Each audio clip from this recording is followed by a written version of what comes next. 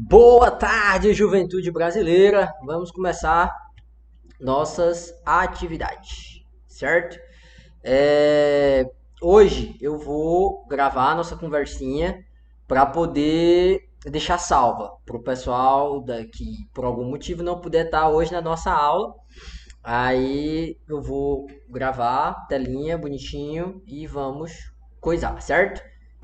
Eu preciso só, pronto, ampliar o espaço de tela para poder visualizar direitinho aqui, ó. Tem um quadro atrás de mim. Vou ficar utilizando, mas né, o que importa mais é a nossa conversa, beleza? Não esqueçamos que hoje é só revisão. Boa tarde, né? Boa tarde. Sejamos todos bem-vindos. Vamos trabalhar. Eu vou deixar o chatzinho aqui aberto, então vamos interagindo, vamos conversando, podem colocando as dúvidas de acordo com o que eu for passando a revisão, certo? Não precisa esperar até o final ou coisa assim, não. Vamos primeiro desfazer, né, a marmota, para poder dar aula. Meu Deus. Vou ajeitar meu cabelinho, né? Certo? Então, nosso conteúdo para a avaliação parcial, né, seriam 4 temas: Bandeirantes, mineração, iluminismo e revoluções inglesas. Só que aqui não vai não, certo? Nós vamos ter uma avaliação que vai ser focada principalmente, a gente vai voltar para a Europa, né? A gente tinha dado um pulinho aqui pelo Brasil e tal, estávamos falando um pouco sobre o processo de interiorização da colônia, aquela coisa toda, mas a nossa avaliação ela vai ser focada em movimentos que estavam acontecendo na Europa que vão influenciar a construção da sociedade contemporânea como nós a conhecemos, beleza? Primeiro desses fenômenos é o iluminismo e depois as revoluções inglesas. Então eu vou apagar aqui só para a gente poder ter tudo organizadinho na nossa mente. E vou acender a luz para melhorar a nossa iluminação. Não melhorou muito não, mas já dá uma ajuda aqui, ao menos na minha cabeça eu acho que está melhor, né? Mas vamos lá. Então,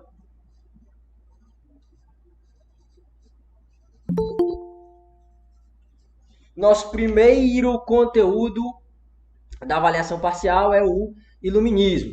Como todos nós, né, conversamos já naquele primeiro momento, a gente não pode esquecer. O iluminismo ele nasce a partir de uma ideia de valorização da razão ou da racionalidade. Então eu estou falando de um movimento que vai se espraiar pelas diversas áreas do conhecimento. Então não dá para dizer assim, era um movimento histórico, era um movimento econômico, era um movimento filosófico. Filosófico no sentido mais pleno da palavra filosofia, né? É aquele tipo de conhecimento que ama o saber. Então, pessoal que está chegando agora, sejam todos bem-vindos. Estamos começando a nossa revisão com iluminismo, beleza? Iluminismo é a valorização da razão.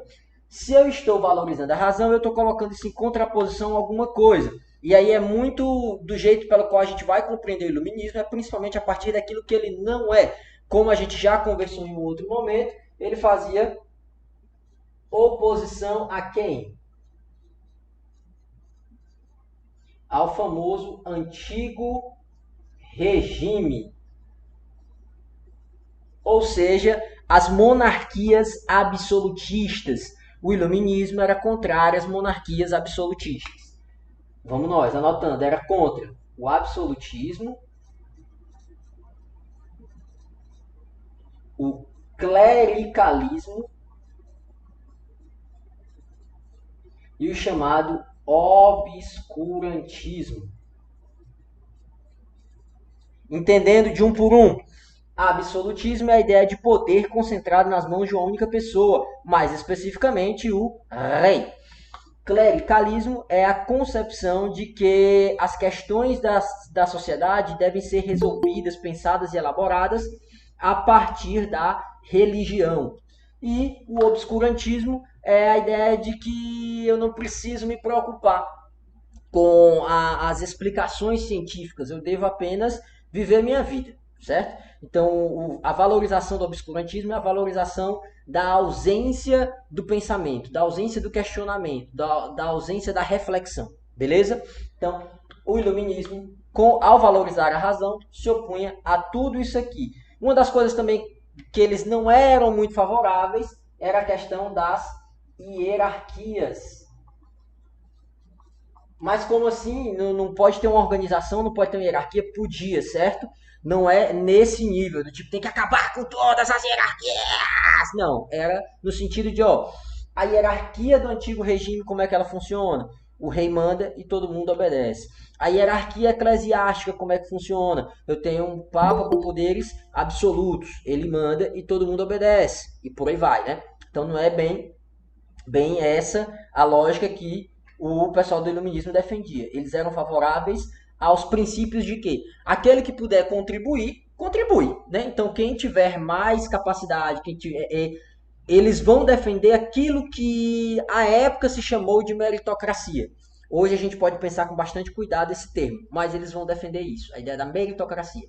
Vai ter poder de mando aquele que tem maior capacidade de mandar, tem mais conhecimento para mandar.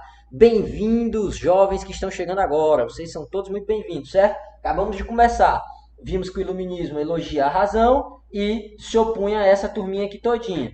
No momento em que o iluminismo elogiava a razão, a gente vai ver que ele vai produzir, né? Ele não, mas os indivíduos que são parte do iluminismo vão produzir uma série de desenvolvimentos de ordem científica que vão ficar famosos na história. Primeiro a gente tem os chamados pré-iluministas. E aí a gente tem os carinhas lá, né? O John Locke, Isaac Newton,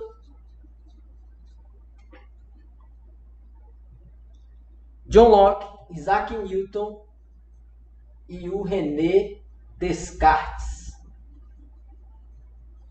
Cada um aqui, como a gente já viu, em uma área específica. O John Locke nos apresentando, né, teorias de ordem social, os chamados princípios básicos ou direitos naturais da humanidade. Isso hoje pode parecer bem bobo para a gente, porque a gente olha e diz, ah, mas todo mundo tem direito natural, meu Deus.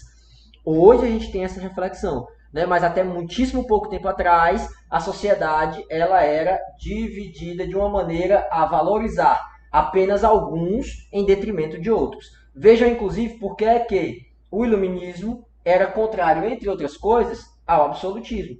Por quê? Ah, o rei é o rei porque ele nasceu para ser rei. Calma! E quem disse que quem não nasceu na família do rei não pode vir a ser rei, né? Então, por isso, a gente pode pontuar o John Locke dentro dos pré-iluministas, que ele vai trazer para a gente a ideia dos direitos naturais. Quais eram? A vida, propriedade e liberdade. Segundo ele, todo ser humano, só por ter nascido ser humano, automaticamente é para ele ter direito à vida, propriedade e liberdade, certo? Só um pequeno parênteses que hoje é muito importante a gente prestar atenção. Muitas das falas desses caras, a gente vai olhar e vai dizer que eles estão falando muito de tipo a igualdade, todos somos iguais e não sei o quê. Mas boa parte desses carinhas aqui, né? Por exemplo, o Voltaire lá né, que daqui a pouco a gente vai falar um pouco mais dele, e pessoas que participaram, por exemplo, da Revolução Francesa, eles eram plenamente a favor da escravidão. Então, assim, era meio que ampliar os direitos, mas ainda havia esses bugs no raciocínio, assim, de tipo, ah, todo mundo é livre, mas se o cara for escravo, não. Peraí, né? Então, por isso que algumas pautas ainda hoje elas são muito importantes para a reflexão, para o exercício e para as lutas políticas. A gente tem o Newton, né, com as leis newtonianas e a construção da mecânica moderna, ou a física moderna, como nós a compreendemos hoje, né, o pensamento da gravitação universal dos corpos, a inércia, aquela paradinha toda. E temos o senhor René Descartes, muito famoso por conta da matemática, mas que aqui ele vai ficar mais célebre por uma frasezinha que era cogito ergo sum.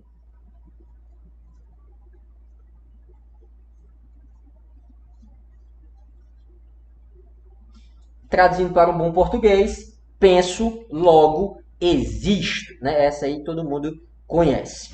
Então, além dos nossos amigos pré-iluministas, a gente vai ter os iluministas propriamente ditos. Por que, é que a gente sempre volta um pouquinho para conhecer esses pré-iluministas? Para que a gente entenda que não existe na história esse negócio de fulano é à frente do seu tempo. Não.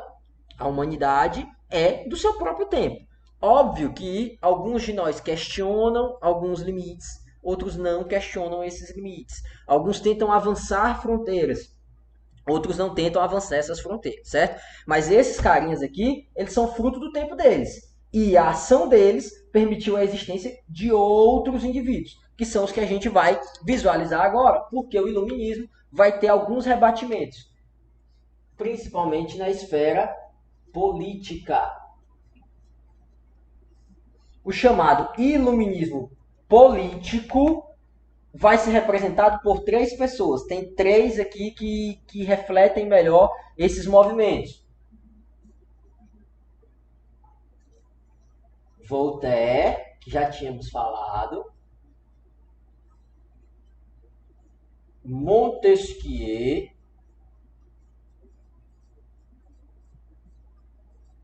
E o Robespierre.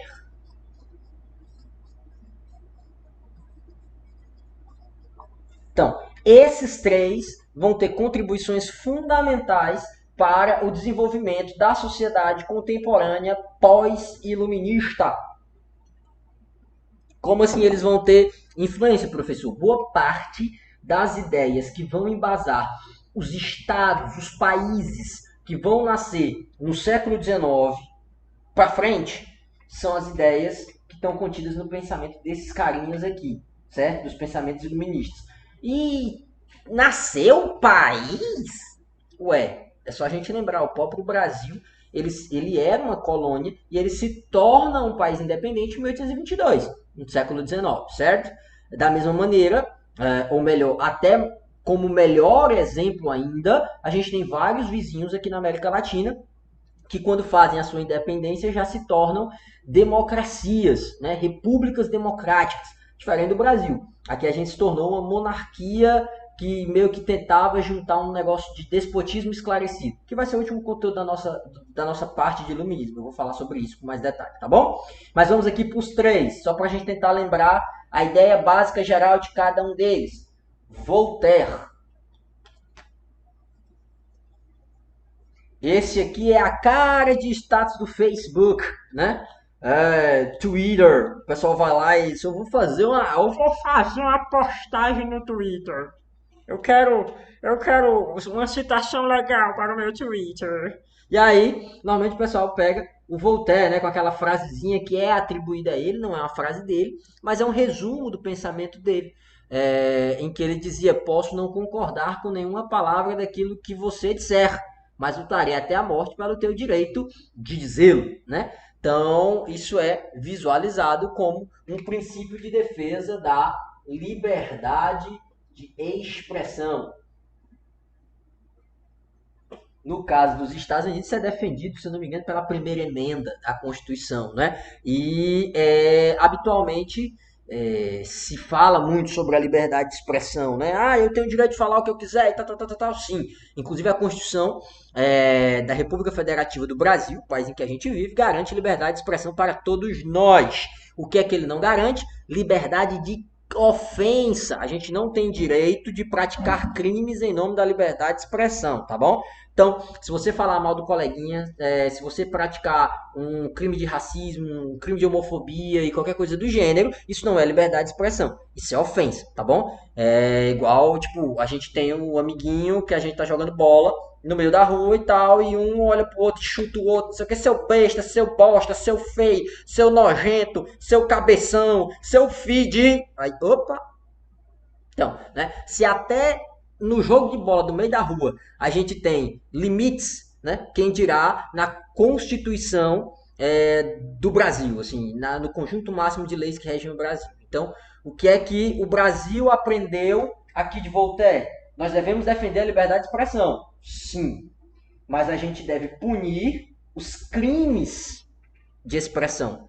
Então, eu posso falar o que eu quiser, mas eu tenho que falar de peito aberto, eu tenho que dizer quem é que está falando, Eu não posso me esconder atrás de perfis falsos, porque se eu cometer um crime enquanto falo, eu devo ser punido por isso, beleza? E aí a gente lembra, por exemplo, da calúnia, difamação, injúria, aquelas paradinhas todas, né? Lembrando que o Brasil também já tipificou crimes na internet, né? Até pouco tempo atrás o pessoal tinha uma sensação de que a internet era meio terra de ninguém e tal, não tem nada disso. Existe como tipificar como crime e tal, beleza? Mas voltando para o Voltaire, o que é que ele defende? A ideia da liberdade de expressão. Aquela frasezinha bonitinha, nananã, nananã, nananã, certo? Vamos lá. O segundo da nossa conversa é o Barão de Montesquieu. Barão de Montesquieu é esse que vai nos propor a chamada tripartição dos poderes. Eu vou coisar aqui, ó. Pronto. Isso, o Montesquieu, quem quiser uma aula sobre as consequências do Montesquieu, eu sugiro visualizar a live da Anitta com a Gabriela Prioli, né? A primeira live dela foi exatamente para entender como era a divisão política brasileira. Pois é, a divisão política administrativa do Brasil segue o modelo criado pelo Barão de Montesquieu, certo? Qual era esse modelo? Tripartite.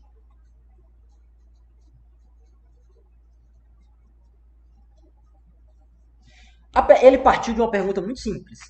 O que é que pode conter o poder? O que é que pode limitar o poder? Somente o próprio poder. Porque o poder é o poder. O poder. Será amor que eu diga, né? Então, a tripartição dos poderes é quando eu pego esse poder muito poderoso, absolutista, concentrado nas mãos do rei e digo, ó, pera ainda. 3 pessoas pensam melhor do que uma. E se eu tenho só uma pessoa, essa pessoa tenderá à corrupção. E aí era a lógica do Montesquieu. Se eu concentrar demais poder nas mãos de uma única pessoa, essa pessoa tenderá à corrupção. Eu estou dizendo que automaticamente todo rei é corrupto? Não. Mas eu estou dizendo que há uma tendência à corrupção. Porque ninguém fiscaliza, ninguém tem poder de punir essas ações que ele pratique. Então ele meio que fica acima do bem e do mal. E não existem leis, existe apenas a opinião dele. Então Montesquieu vai propor a tripartição. Vamos pegar o poder do rei e vamos dividi-lo em 3 partes, que seria o poder executivo, legislativo e o judiciário. E é nesse jeitinho aqui. É uma tripartição, um do lado do outro. Porque, segundo a lógica do Montesquieu, os 3 poderes têm que ser iguais e independentes entre si. Por quê? Porque um tem o papel de fiscalizar o outro. Se o executivo está cometendo um crime, o legislativo e o judiciário vão agir. Se o legislativo comete um crime, o executivo e o judiciário vão agir. Se o judiciário está cometendo um crime, legislativo, entendeu? Então é meio que bota 3 que eu acredito sempre que um vai fazer, se fizer merda, os outros 2 controlam, beleza? Então, quem é que compõe cada um desses estamentos no caso brasileiro, da gente hoje em dia? Executivo, presidente, governador e prefeitos. Então, só para a gente saber, é presidente e todo mundo que trabalha com o presidente. Então, tipo assim, os ministros, eles são cargos ligados ao poder executivo. O governador é o poder executivo. E os secretários dele pertencem ao poder executivo. O prefeito é do executivo. E os secretários dele são do poder executivo, certo? Legislativo. Aqui são várias câmaras, são várias casas. Aqui a gente tem, né, no caso brasileiro, Senado e Câmara dos Deputados. Só para a gente prestar atenção, eu coloquei um maisinho aqui, porque por organização eu coloquei o Senado acima, mas as 2 casas têm igual poder. A Câmara dos Deputados é onde se reúnem os representantes da população. Por isso, a quantidade de deputados é proporcional ao número de pessoas que moram naquele estado. Ceará tem menos habitantes que São Paulo, Ceará tem menos deputados que São Paulo. Já o Senado é a chamada Casa dos Estados. É igual, são 3 por estado. Tem 3 do Acre, 3 do Mato Grosso, 3 do Rio Grande do Norte, 3 da Paraíba, 3 de Goiás, 3 de Santa Catarina e por aí vai, certo? Então você não tem uma distinção no número de senadores. É equilibrado, porque essa é a ideia aqui no Brasil. Eu tenho 2 câmaras que servem para uma meio que contrabalancear a outra, certo? Aí eu tenho nos estados alguma câmara? Tem a Câmara dos Deputados Estaduais. Então aqui eu boto deputado estadual. E no município tem algum? Tem, são chamados vereadores. Certo? Vereadores. E no judiciário, aí é uma organização um pouco mais diferentezinha, certo? Porque ela não é eletiva. Diferente dos outros dois, esses dois aqui são eletivos. Mas aqui no Brasil a gente escolheu que o judiciário ele fosse independente da política, para que exatamente ele pudesse agir sem ceder a pressões populares. Porque a função do judiciário é muito importante. Presta atenção nesse detalhe. O que é que o legislativo faz? Ele cria as leis. As leis partem daqui, ó. São criadas pelo legislativo. Além disso, ele tem a função de fiscalizar o executivo, certo? É por isso que quando a gente viu há poucos anos atrás, teve o impeachment da ex-presidente Dilma Vana Rousseff. Ela foi processada por quem, né? Fizeram lá um pedido de impeachment, o presidente da Câmara aceitou, a Câmara votou, depois foi para o Senado. O Senado age como como é que eu posso dizer? Como julgadores, né? Os senadores agem como juízes no processo de cassação de um mandato de um presidente no impeachment, beleza? Então, o legislativo cria as leis. Para quê? Para que o executivo preste atenção no nome. O executivo executa as leis, certo? Então, o executivo, ele vai ter as pautas que são dele, mas elas não podem ir contra as leis. Não pode. Professor, o executivo pode criar leis? Não, mas pode criar a medida provisória. Eu não vou explicar isso hoje que vai ficar mais complicado, certo? Mas o executivo ele tem que seguir as leis. Se o executivo agir contra a lei, aí o legislativo tem a prerrogativa de tirar ele do poder, certo? Beleza. Mas quem é que vai poder me dizer se a lei está sendo cumprida de fato ou não? O judiciário. Então a função do judiciário é julgar os desvios em relação à lei, certo? Por isso é que ela se divide em algumas instâncias. No caso brasileiro, a gente tem o STF e o STJ. Supremo Tribunal Federal, Supremo Tribunal de Justiça. Qual é a diferença de um para o outro? O Supremo Tribunal Federal é a instância constitucional. É ele que interpreta a Constituição do Brasil, certo? Abaixo deles, aí a gente tem as comarcas de nível estadual, nos estados e nos municípios. E aí você pode ter uma comarca federal, uma comarca estadual e por aí vai, beleza? É um pouco mais complicado, judiciário. Mas o que importa a gente entender dele aqui, ó, dele aqui, nesse exato momento, é o quê? Que o judiciário tem o papel de julgar os desvios em relação à lei. E o judiciário sempre age provocado por alguém. É por isso que tem a figura do promotor público. É aquele que vai receber uma denúncia e vai transformar aquilo em uma queixa que será devidamente julgada. Tranquilo? Tripartição? Podemos ir então para Maximilien de Robespierre. Eu adoro a pronunciations. Maximilien de Robespierre.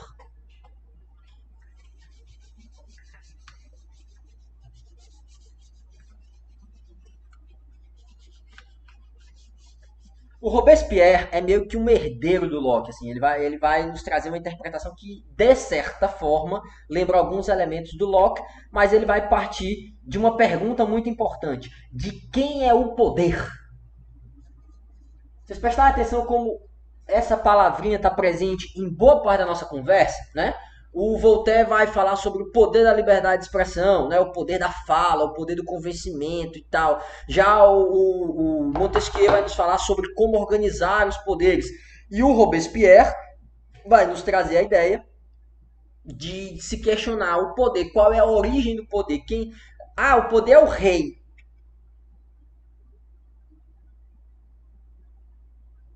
Será? Ué, o rei exerce um poder, mas esse poder é natural dele. Tem uma galera que é chamada Teoria do Direito Divino, que era elaborada por Jean Baudin, que ele dizia que o poder emana de Deus. Então, o rei é fruto da vontade de Deus. Já o senhor Robespierre vai nos dizer o seguinte: todo poder emana do povo. Presta atenção na frase dele, frasezinha para colocar no Twitter. Todo poder emana do povo e em nome do povo deve ser exercido. Todo poder emana do povo e em nome do povo deve ser exercido. Professor, e se a pessoa que está lá, que foi escolhida para exercer o poder em nome do povo, né? Vamos supor, através dos votos, de uma democracia, ou através da escolha de um rei, porque um rei só é rei porque o povo aceita o rei como rei. Imaginem vocês se, tipo, a população da Inglaterra resolve, a gente não quer mais a Rainha Elizabeth. E aí, vai fazer o quê? A mesma coisa que aconteceu, por exemplo, aqui no Brasil. Nós tínhamos um rei e não temos mais. Simples assim, certo? Então, o poder do rei, da mesma forma que o poder do presidente, que o do prefeito, do governador, do deputado, do senador, emana da vontade popular. Enquanto a população quer que esse indivíduo tenha poder, ele tem poder, certo? Mas beleza, e se a população não quiser? O que é que o Robespierre fala sobre isso? Se o cara foi escolhido para governar em nome do povo e ele deixa de fazê-lo, o povo vai ter o direito e o dever de tirar esse cara do poder. Entendeu? Por que é que Robespierre, desses que a gente está estudando, foi o que menos agradou inicialmente? Porque ele nos traz uma proposta muito revolucionária para aquela época. Não esqueçamos que ele está falando isso aqui no século XVIII. Né? Então a gente está falando de uma época em que as monarquias europeias mandavam praticamente em tudo. Né? Então, Montesquieu vai dizer, ó, vocês estão mandando, mas de fato vocês só mandam porque o povo quer. E um dos exemplos disso é o conteúdo que a gente vai ver da segunda metade da nossa prova parcial, que são as chamadas revoluções inglesas. Tudo bem? Alguém quer perguntar alguma coisa até aqui? Tá tranquilo até então? Podemos deixar para um... Vai, Ana Carolina Nunes de Abreu. Faça a sua pergunta, coração. Eu vou até abrir aqui a caixa de perguntas. Vamos lá, manda. Fala que eu te escuto. Fala do Robespierre mais uma vez, por favor. Vamos lá. Robespierre vai partir de um princípio básico, Ana. A quem pertence o poder? Quem é o dono do poder? De onde vem o poder? Ah, o poder é do rei? O poder é do presidente? Não. Eles exercem o poder. Beleza? O poder de fato vem do povo, vem do conjunto da população. E esse conjunto da população entrega o poder ao governante. Se for o presidente, foi através do voto. Se for o rei, é através da submissão. E assim por diante, beleza? E segundo ele, quando esse cara que foi escolhido para governar se der um vacilozinho e resolver não obedecer à vontade popular, o que é que deve acontecer? O povo tira ele. O povo não pode deixá-lo ficar no poder, porque ele só pode ficar lá enquanto ele fizer a vontade do povo, certo? Tranquilo, Ana? Podemos seguir.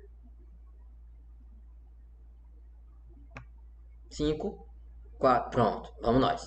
Então, nós vamos agora continuar um pouquinho a nossa conversa falando sobre as chamadas revoluções inglesas.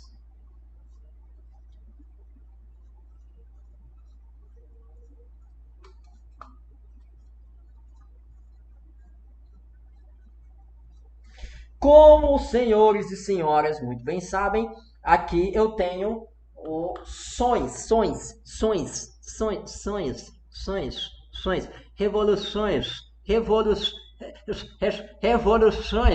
Não é uma revolução, é uma revoluções, ou seja, não é uma.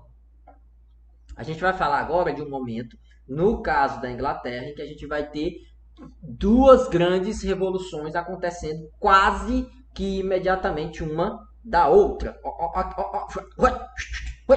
Oi, uma depois da outra, né? Que revoluções foram essas? Primeiro a gente tem a chamada Revolução Inglesa ou Revolução Puritana.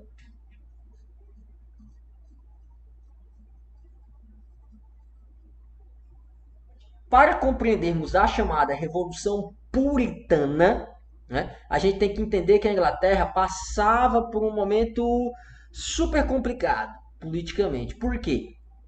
Vinha de uma guerra, né, a Guerra das Duas Rosas e tal, que demorou muito tempo até conseguir consolidar uma monarquia na Inglaterra. Essa monarquia foi consolidada sob a coroa do Henrique VIII.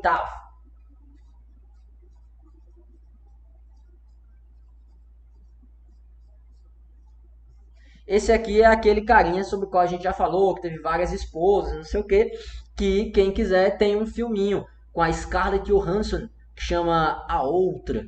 Bem interessante o filme. E tem uma série, né, bem centrada no Henrique VIII, chama Os Tudor. Ela era da Netflix, mas creio eu que agora está na Amazon.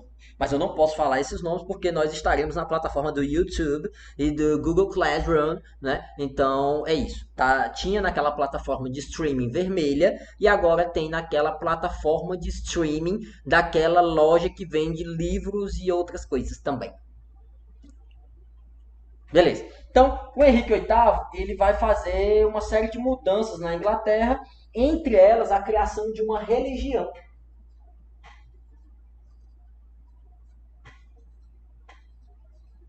A chamada religião anglicana ou religião dos ingleses, certo? Beleza. Enquanto Henrique VIII viveu, ele meio que conseguiu consolidar essa parada e tal, só que ele morreu, deixou um filho, homem, mas que governou durante um tempo e não deixou herdeiros. Aí o poder passou para a irmã desse cara, que era a Maria, né? A Maria governa e tal, morre também, não deixa herdeiros. E aí o poder passa para a segunda irmã, ou melhor, a segunda filha desse cara, que é a Elizabeth.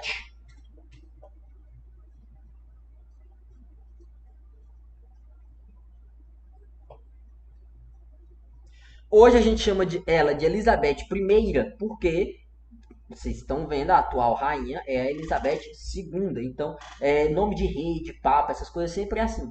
Quando não tem nenhum antes, nenhum depois, é só aquele nome. Por exemplo, eu sou Denis.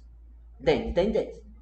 Aí, o próximo professor que vocês vão ter vai ser o Denis, o Denis também é o nome dele. Aí vai ser o Denis II. E aí vocês vão ter que passar a me chamar de Denis I. Entendeu? Só para ter a referência. Então, a Elizabeth I ela foi responsável por algumas coisas. A primeira delas, ela consolida a religião anglicana como a religião oficial do país. A religião anglicana como a religião oficial do país. E ela vai tentar resolver problemas de ordem econômicas da Inglaterra. Como é que ela vai fazer isso? Através de duas medidas. Primeiro foi chamado Pacto de Corso.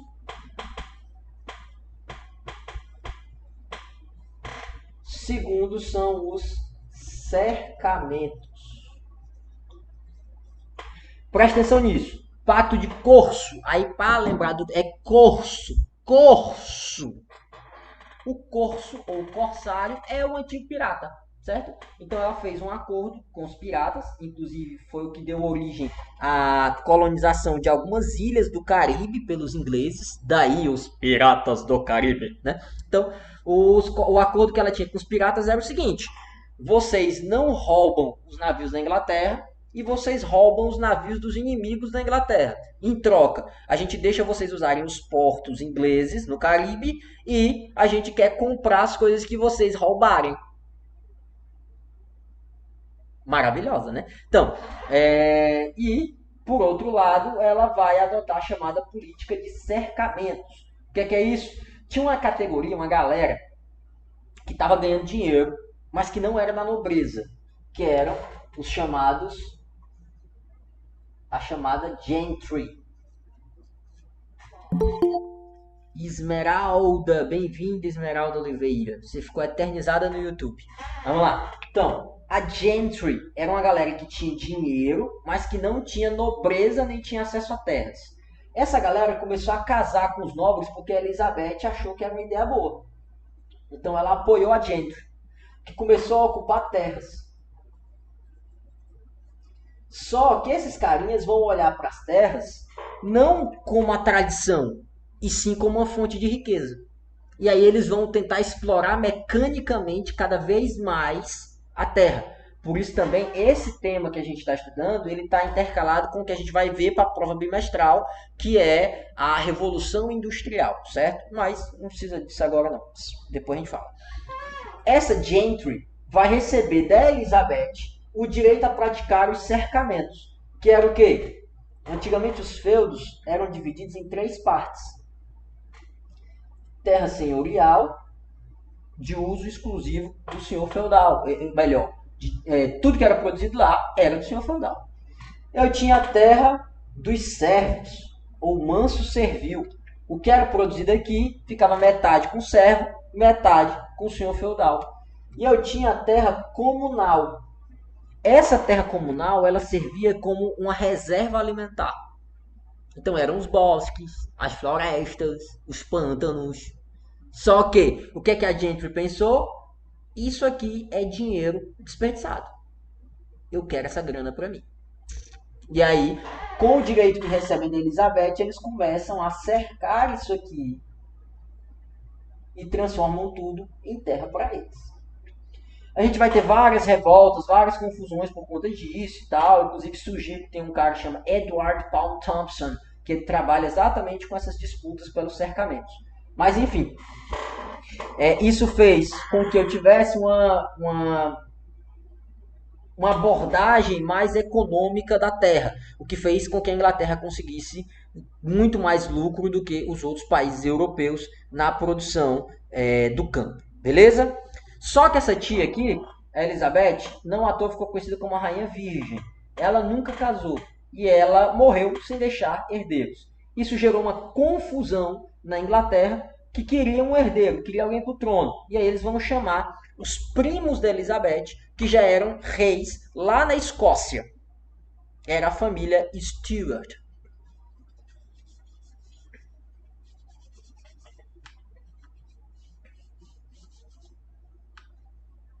Pronto. Agora afunilamos o assunto, vai ficar mais rápido agora. A gente tem a chegada da família Stuart ao poder.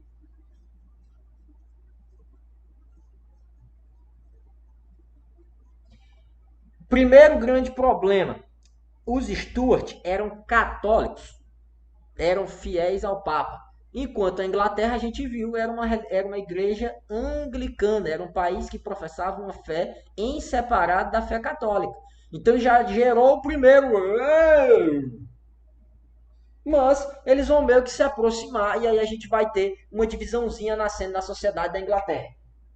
Do lado do rei, amigos do rei eram anglicanos, católicos e os membros da nobreza, os nobres. Beleza? Só que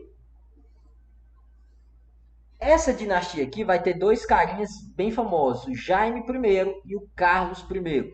Os dois se notabilizaram pela larga produção de impostos. E eles utilizavam esses impostos para quê? Para perseguição religiosa. Eles perseguiam quem, velho? Como assim? Vamos lá. Dentro da Inglaterra, além da religião anglicana, vão nascer algumas outras religiões. A que vai ficar mais famosa, eu vou tirar até o nome daqui de cima para você não confundir. É a religião puritana.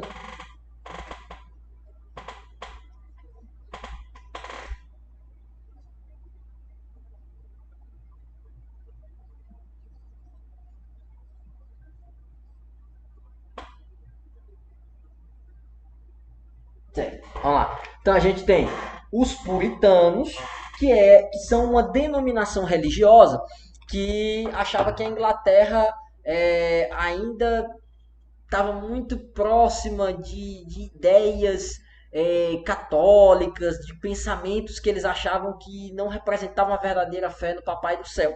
Então, por conta disso, esses puritanos eram extremamente críticos ao rei. Aí é que o bicho vai ficar complicado. Porque de um lado eu tenho aqui os apoiadores do rei.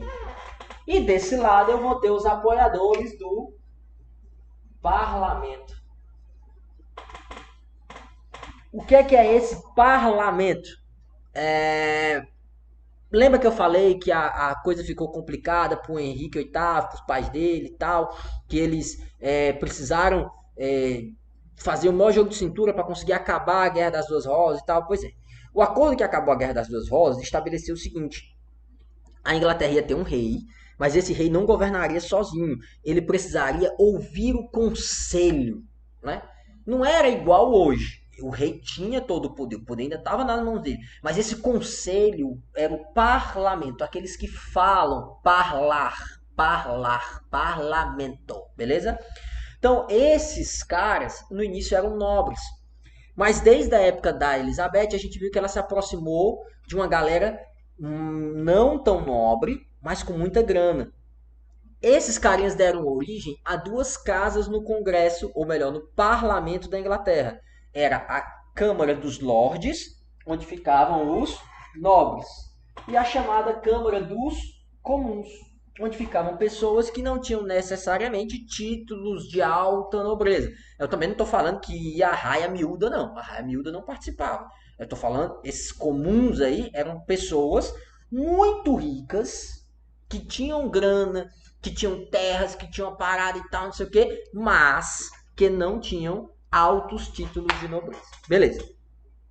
Esses dois grupos vão ficar antagônicos por dois motivos, mas o principal deles era o de ordem religiosa. E o estopim vai ser quando o rei Carlos I vai tentar impor uma série de novos impostos que seriam utilizados para perseguir os puritanos. O parlamento, que na sua maioria era de puritanos, vai dizer: aqui não vai rolar esse imposto não, meu patrão. Você vai me desculpando aí que não vai ter esse imposto não.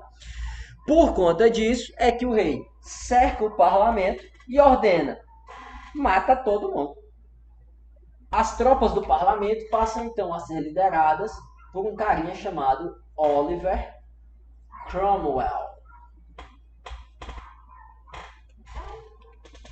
Oliver Cromwell, né? Então, o Oliver Cromwell lidera as tropas do parlamento, que passam a ser chamadas de cabeças redondas.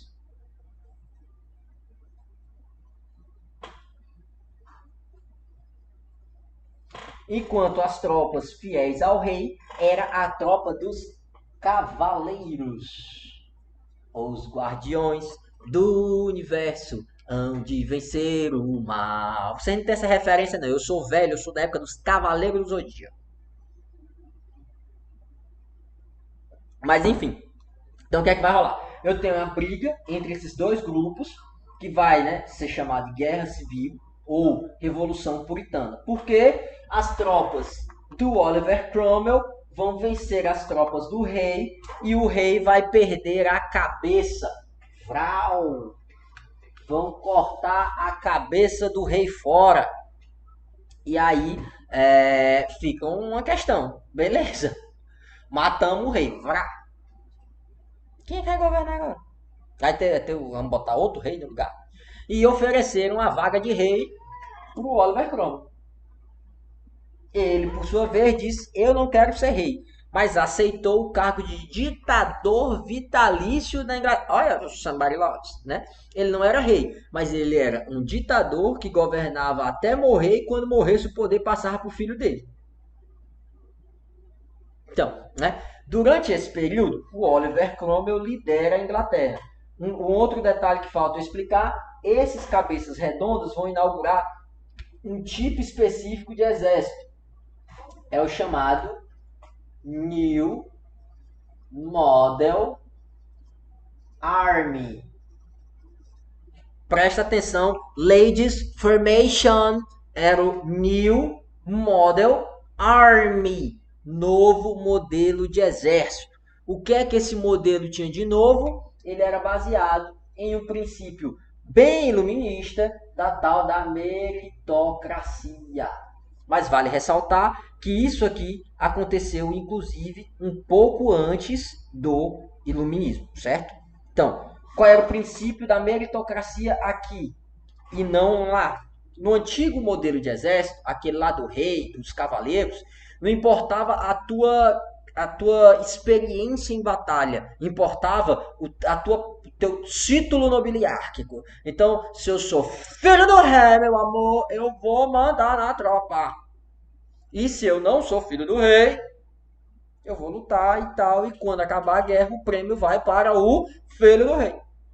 Já aqui, eu parto do princípio de aquele que for mais experiente, aquele que tiver maior capacidade, aquele que for mais bem treinado, aquele que tiver as melhores ideias, teoricamente vai ascender dentro do exército. Beleza? Então, o Oliver Cromwell, liderando os cabeças redondas no New Model Army, vai conseguir a vitória, né? Se torna ditador da Inglaterra de forma vitalícia, enquanto estava no governo. Enquanto ele estava no governo, ele vai publicar os atos de navegação. O que é que foram os atos de navegação? Uma estratégia do Oliver Cromwell para conseguir dinheiro para administrar o país. Ele precisava criar uma nova fonte de renda, uma nova fonte de impostos, certo? Aí ele, tipo, vou fazer um imposto, aí o pessoal vai dizer que eu sou igual ao outro rei lá. Aí, grande coisa, o Rão ia me matar também. Então, ele resolve pensar uma nova estratégia. Qual foi?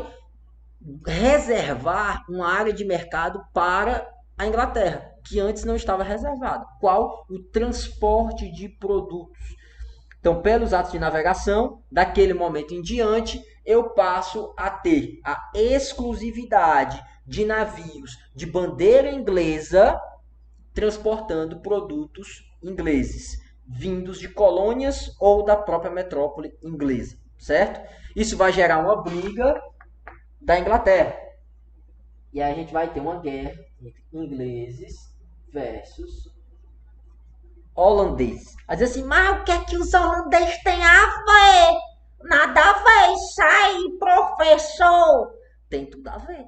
Por quê? Os holandeses faziam esse transporte antes, da mesma maneira que eles faziam o transporte do açúcar brasileiro para a Europa. Aqui eles também faziam o transporte de produtos que vinham das 13 colônias, que é onde hoje a gente chama de Estados Unidos, né? Para a Inglaterra. E aí, quando a Inglaterra diz, não, só quem vai transportar somos nós, os holandeses vão se sentir vilipendiados. Vão achar que o seu dinheiro está sendo retirado dos seus bolsos. E aí a gente vai ter uma guerra que a Inglaterra vai vencer.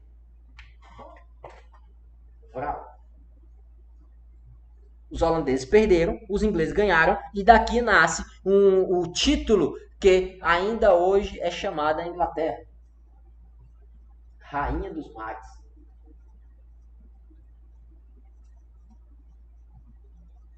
Beleza? Então, a Inglaterra aqui passou a ter a mais importante marinha do mundo. Tá, beleza. Feito isso, Oliver Cromwell consolidou o poder e tal, a Revolução Puritana ganhou aquele negócio todo. Show! Só que o Oliver Cromwell um dia morreu. Papocou. Quando o Oliver Cromwell papocou, quem vai assumir a regência da República Inglesa era o filho dele, o Ricardo Cromwell. Mas ele não emplacou nada e acabou renunciando. Tal hora o Ricardo renuncia o cargo e ficou a confusão. Quem vai governar a Inglaterra agora? Foi uma confusão, nós já matamos o rei, nós botamos um ditador, o ditador botou o filho dele e agora o filho dele também saiu. E agora, o que é que nós vamos fazer? Olha o tamanho da Bíblia dos olhos. A solução encontrada foi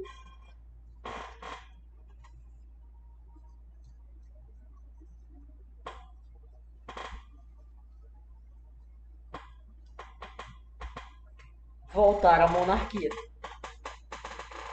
A terra plana não gira, ela capota. Só um pequeno disclaimer, já que esse vídeo estará no YouTube, a Terra não é plana, a Terra é geóide, ela é circular e é achatada nas extremidades, tá? Pelo amor de Deus. Então vamos lá. A gente tem uma volta da monarquia exatamente com a família dos Stuart. A mesma família que tinha saído do poder volta para o poder agora. Eles se comprometem com o parlamento de que a gente não vai vingar, a gente não vai matar os que mataram o nosso pai, né? Então o primeiro que assumiu o trono foi o irmão do rei que tinha morrido. Aí ele vai, assume o trono, assume como o Jaime II e tal, passa o tempo dele de gestão tentando restabelecer uma monarquia absolutista, não consegue, aí assume o menino, Carlos II, que era conhecido como o estrangeiro, que ele tinha passado a vida dele praticamente toda morando na França. Ele era amigo pessoal, era íntimo, unha e carne com o rei Luís XIV, o rei Sol da França. Era tipo a relação que tenho eu e o Bill Gates. Bill Gates é meu amigo, somos amigos pessoais. Todo dia a gente conversa pelo WhatsApp, né? Agora que tá nesse momento de quarentena, a gente vez por outra não deu, né? Porque se eu fosse amigo do Bill Gates, eu não tava conversando com ele pelo WhatsApp, porque nem o WhatsApp ele deve usar, né? O WhatsApp é da concorrência, ele deve usar o Skype, né? Mas nenhum desses importa, porque nós estamos no YouTube, o YouTube é grátis, o YouTube é livre, é igual o Google Classroom, é isso aí, vamos lá. Então, o que acontece? A família dos Stuart volta ao trono, o Jaime passa um período lá no governo, tenta restabelecer, não consegue, assume o menino Carlos II, o estrangeiro. O Carlos, quando chega, já vai tentar vingar, né, tudo que fizeram com o pai dele, restabelecer a monarquia absolutista e tal, de tal maneira que o parlamento vai dizer: a gente não pode aguentar esse cara. Esse cara tá complicado. A gente não gosta desse cara, não, meu irmão. Esse cara, eu tô indignado com esse cara.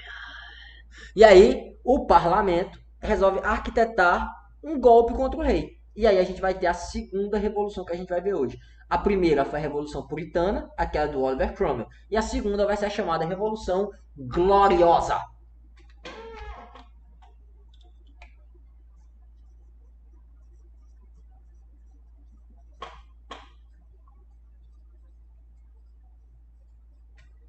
Por que essa revolução ganha esse nome?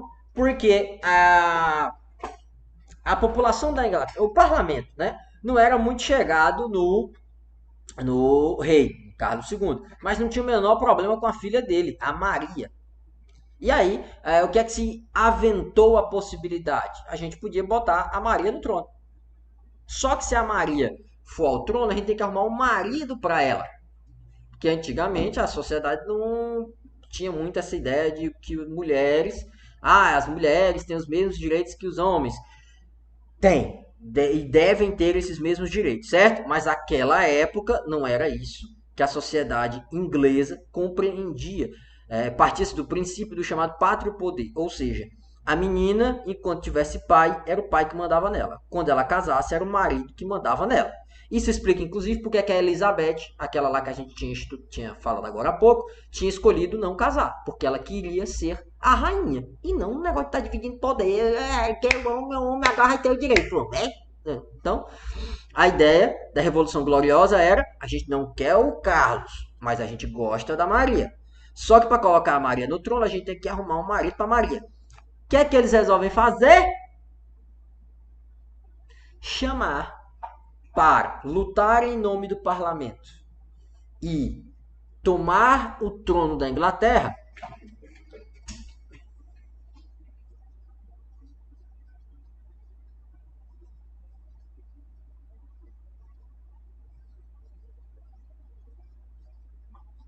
o senhor Guilherme de Orange. E sabe de onde é que o senhor Guilherme de Orange era príncipe?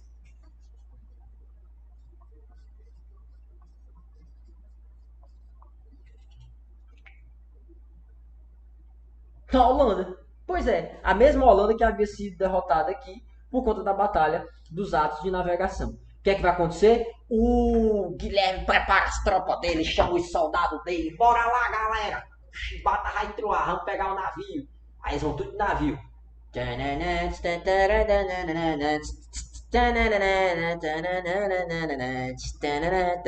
Chegam na Inglaterra. Ah, nossa senhora, o flash caiu. Quando eles chegam na Inglaterra, lá vem o Guilherme de Orange. É vermelho, mas faz de conta que é laranja, tá bom? Eu sou o Guilherme de Orange. Eu vim para tomar o trono do rei que vocês não gostam, o Carlos II, e me casar com a Maria. Cadê o meu inimigo? Cadê o meu inimigo? Não tinha para inimigo, meu irmão. O Carlos foi embora. Carlos, percebendo a situação em que estava, fugiu. Voltou para a França para ficar perto do amiguinho dele, o rei, o Luís XIV. E o Guilherme de Orange é convidado ao trono. Por isso chama Revolução Gloriosa, porque eles conseguiram mudar a chefia de governo sem a necessidade de um derramamento de sangue. O Guilherme de Orange vai ter que assinar 2 documentos para poder assumir o trono. Que documentos foram esses?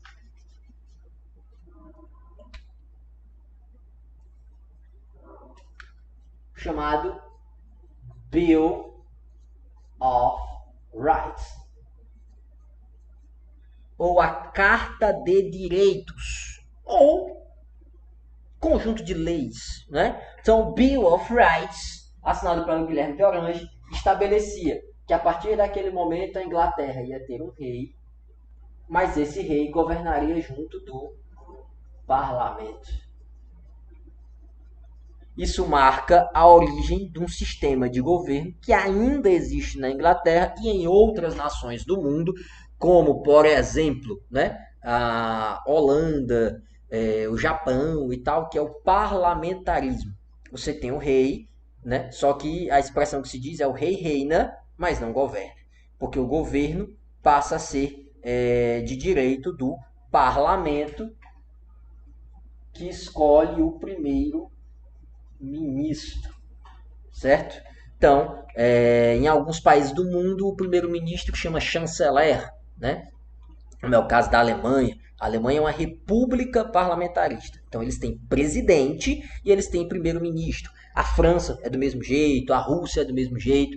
E tem outros países que são repúblicas presidencialistas, como é o caso do México, do Paraguai, do Brasil, dos Estados Unidos, né?